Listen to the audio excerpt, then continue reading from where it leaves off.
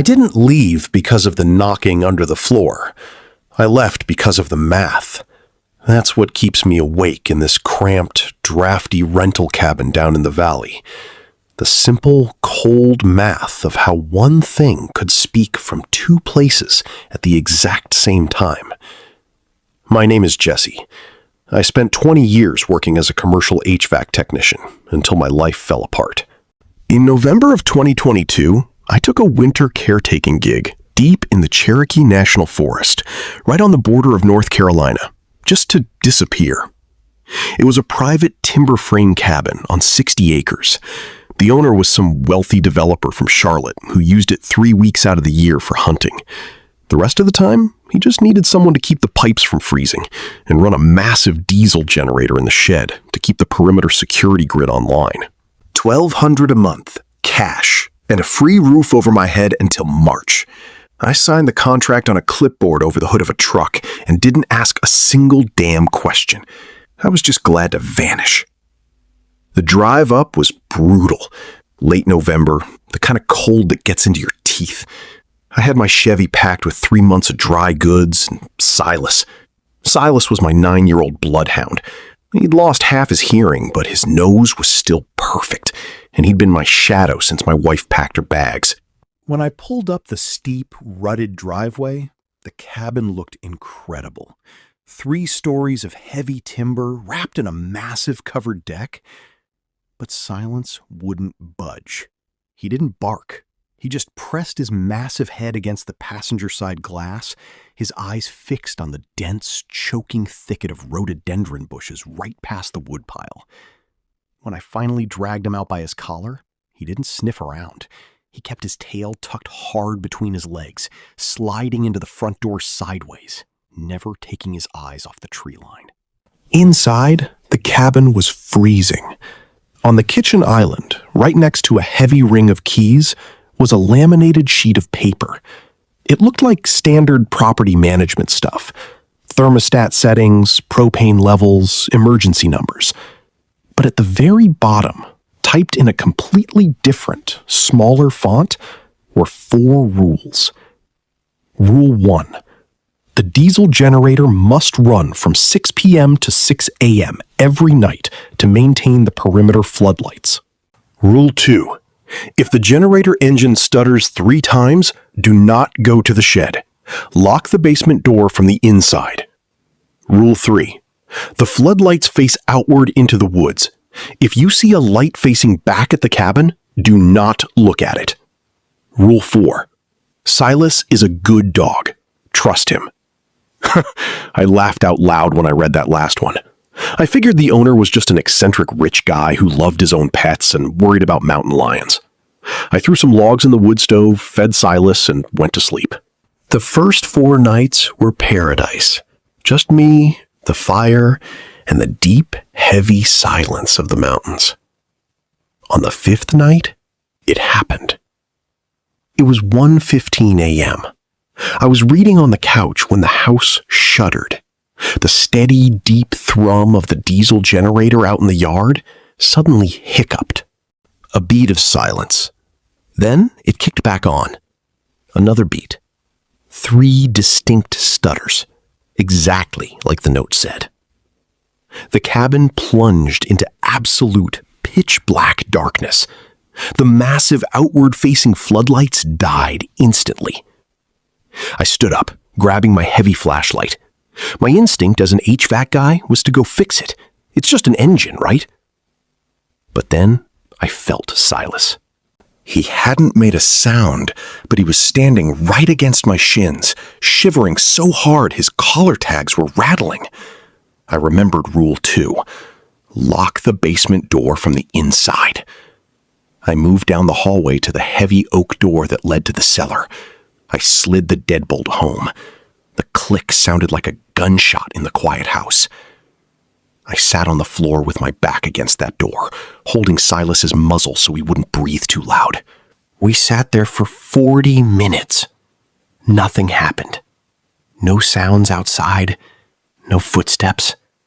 Just the freezing cold creeping through the floorboards.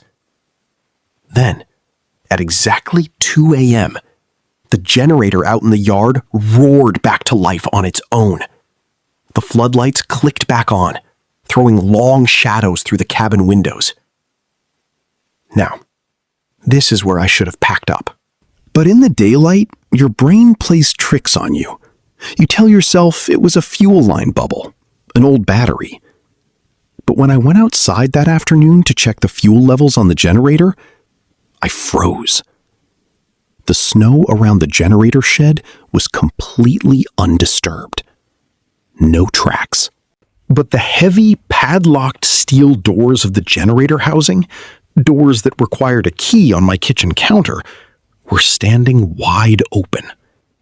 And inside, the digital diagnostic screen read, "Manual shutdown via emergency kill switch."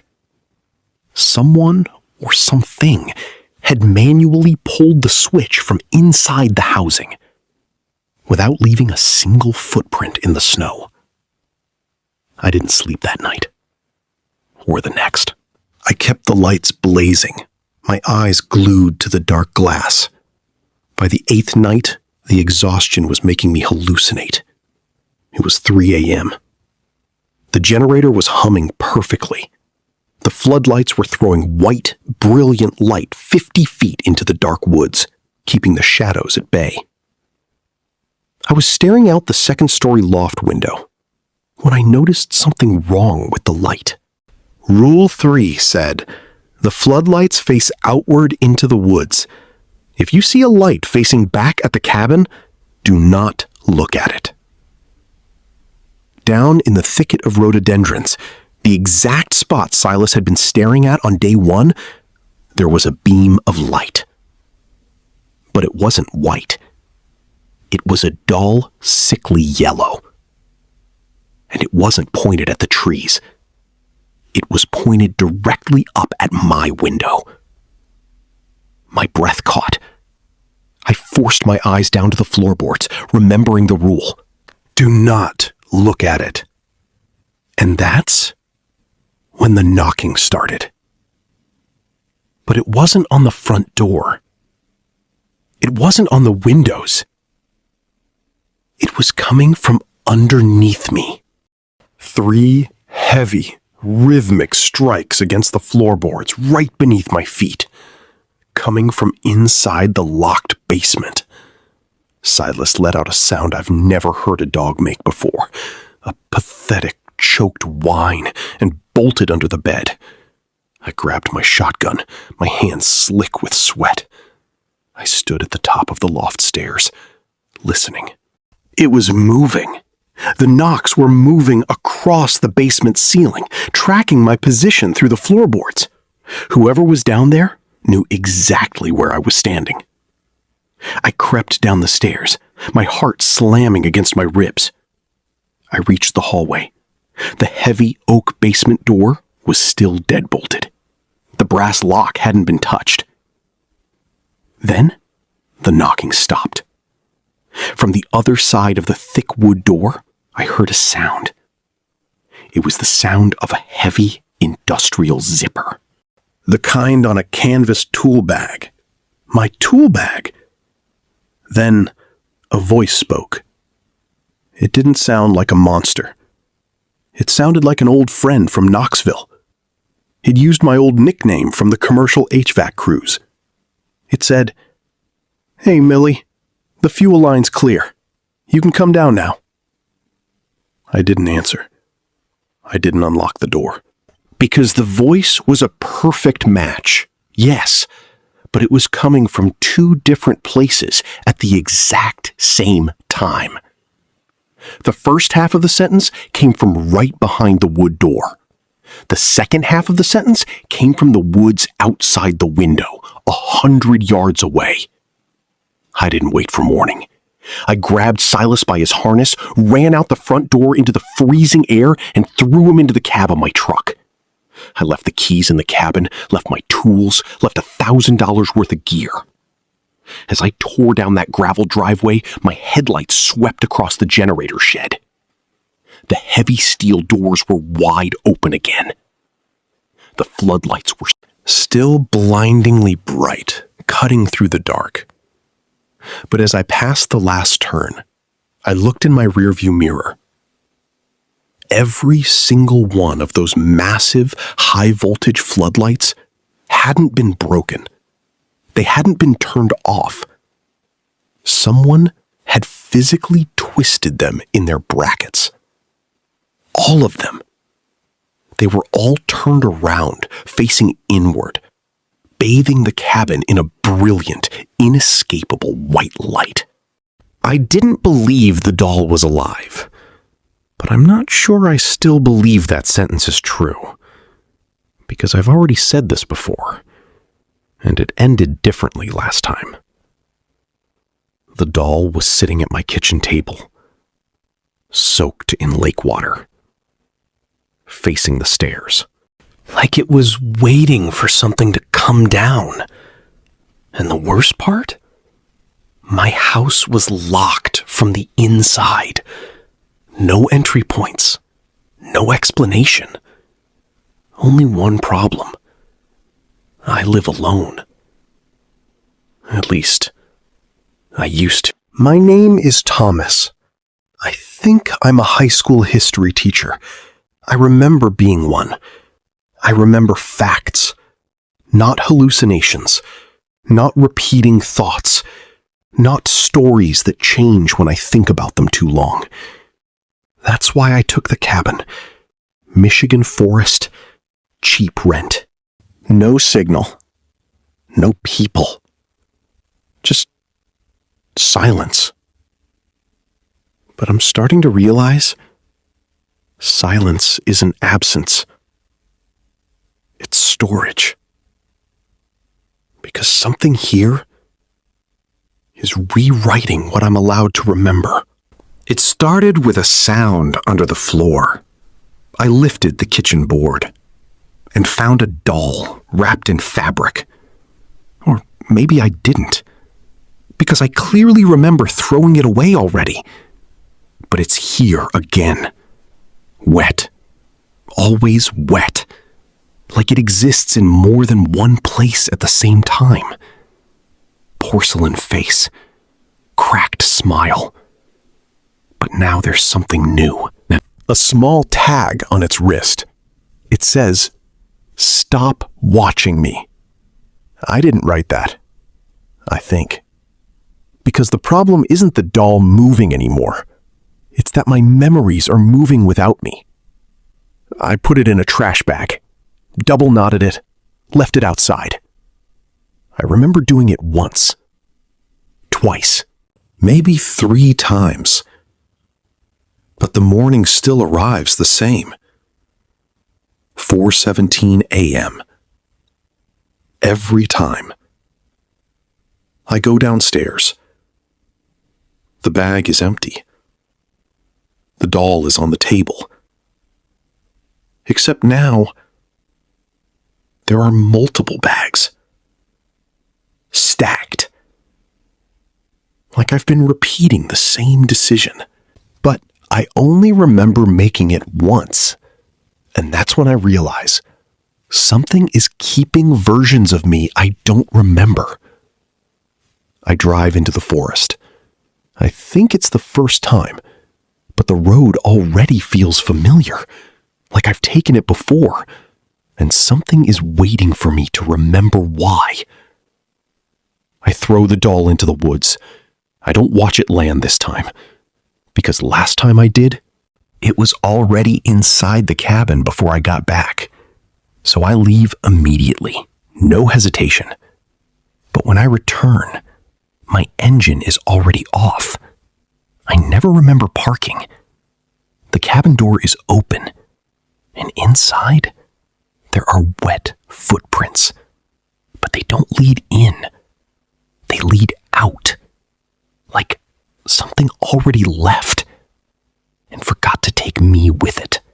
That's when I understand the worst shift yet. I'm not being followed. I'm being edited. Rain hits the roof.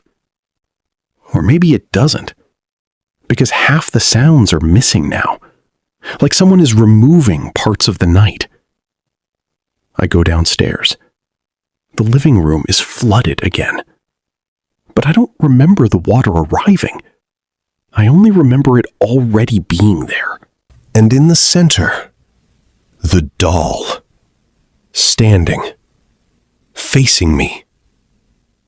But now there are two reflections of it in the water.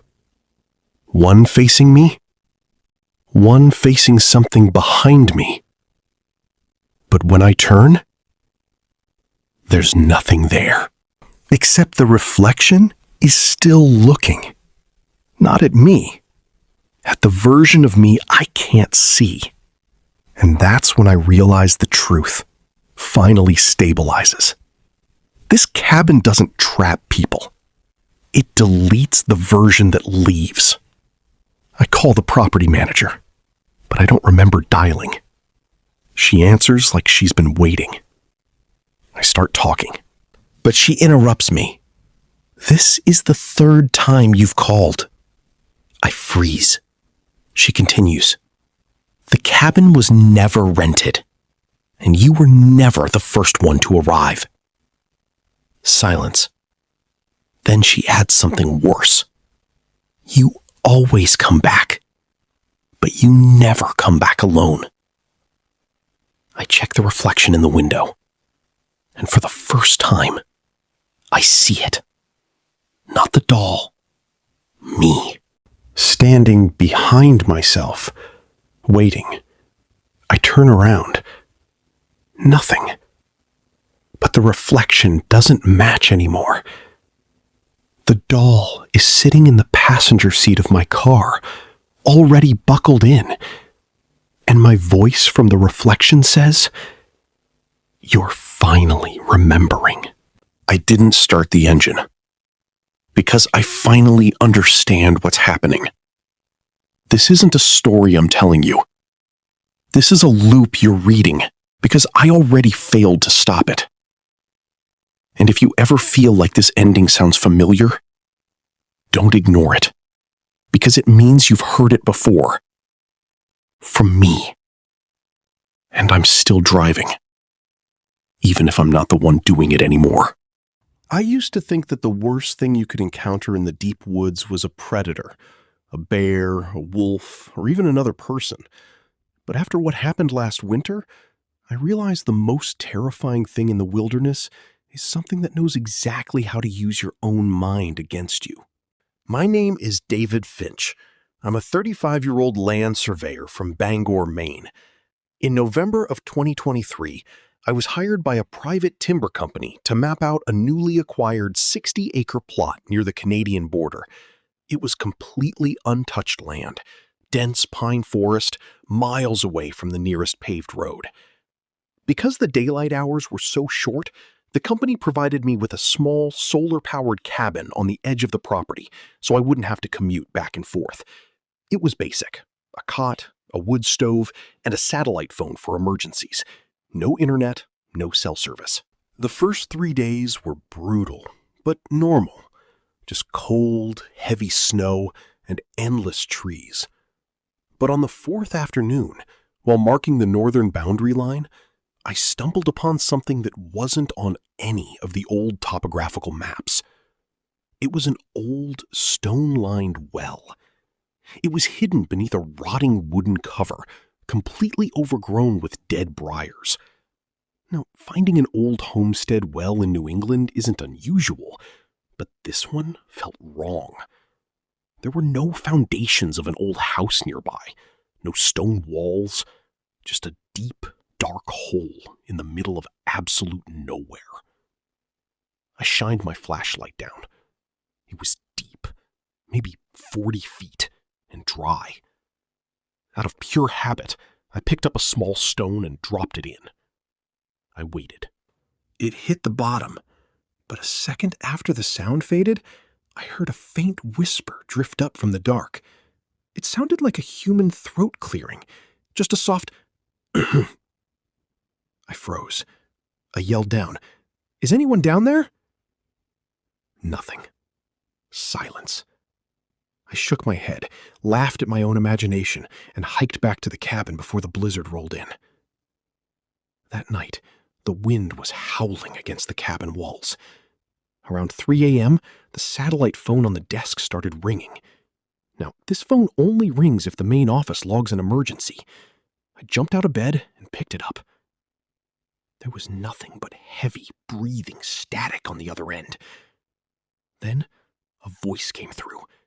It was faint, distorted by the bad connection, but it was unmistakably my own voice. It said, "Is anyone down there?" My blood went completely ice cold. I slammed the receiver down. I told myself it was a digital glitch, a delayed echo from a satellite loop. It had to be. I didn't sleep the rest of the night. The next morning, the snow had stopped. I went back out to finish the survey, trying to convince myself I was just suffering from cabin fever. But when I reached the northern boundary, I noticed something that made my chest tighten. There were footsteps in the fresh snow. A single set of tracks coming directly out from the stone well, leading straight toward the path to my cabin. But the footprints were bizarre. The stride was too wide, and the pressure in the snow suggested whatever made them was dragging its left foot heavily. I panicked. I packed up my equipment and practically ran back to the cabin. I locked the heavy deadbolt, stoked the fire, and decided I was leaving first thing in the morning. At midnight, the knocking started. Heavy, slow, right on the front door. I grabbed my hunting knife, stood in the center of the room, and screamed, "I'm armed! Get away from the door!" The knocking stopped. And then, from the other side of the wood, I heard the voice again. It wasn't a monster's growl. It was my own voice, perfectly mimicking my exact tone, screaming back at me, "I'm armed! Get away from the door!" I didn't answer. I stood there, paralyzed, until dawn broke. The moment the sun hit the trees, I unlocked the door with my knife drawn. Nobody was there. But sitting right on the welcome mat was the exact same small stone I had dropped down that well the day before. I left that property within the hour and resigned from the company. I don't know what is living in those northern woods, and I don't know how it stole my voice. But the thing that keeps me awake at night is knowing that if it sounds exactly like me, no one will ever know if it finally decides to take my place.